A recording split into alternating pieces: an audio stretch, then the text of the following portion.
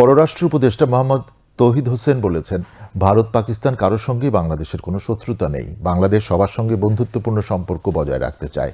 আজ পররাষ্ট্র মন্ত্রণালয়ে এক ব্রিফিংয়ে সাংবাদিকদের তিনি কথা বলেন। ব্রিফিংকালে বাংলাদেশের গণ অভ্যুত্থান নিয়ে ভারতীয় মিডিয়ার ভূমিকা নিয়েও কথা বলেন পররাষ্ট্র উপদেষ্টা।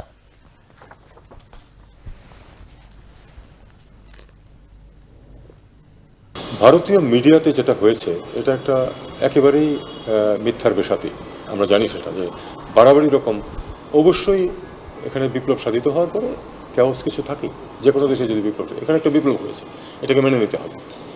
কিছু কেওস ছিল, সেখানে কিছু দুর্ঘটনাও ঘটে থাকতে পারে, কিন্তু সেটা নিয়ে ভারতীয় মিডিয়া যেভাবে লেগে পড়েছিল, সেটা বিশ্ব মিডিয়া যারা একটু সাবস্ট্যান্টিভ এবং নিরপেক্ষ সংবাদ পরিবেশন করে, তারা কেউ কিন্তু ভারতীয় লাইনটাকে গ্রহণ করেনি।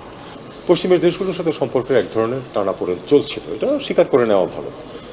এবং যেসব পয়েন্টে, যেসব ইস্যুতে এই টানাপোড়েনটা চলছিল, সেগুলি কিন্তু এই সরকারের যে এজেন্ডা আছে বা এই যে ছাত্র জনতার যে এজেন্ডা এসেছে, তার সাথে কিন্তু সঙ্গতিপূর্ণ।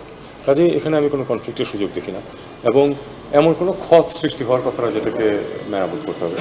একইভাবে কোনো এক কারণে হয়তো পাকিস্তানের সাথে সম্পর্ক একটু টানাপোড়েন ছিল, সেটা স্বাভাবিক একটা সম্পর্কে যদি উন্নীত হয়, সেটা আমাদের সবার খুশি হওয়া উচিত। আমরা তো সবার সাথেই বন্ধুত্ব চাই।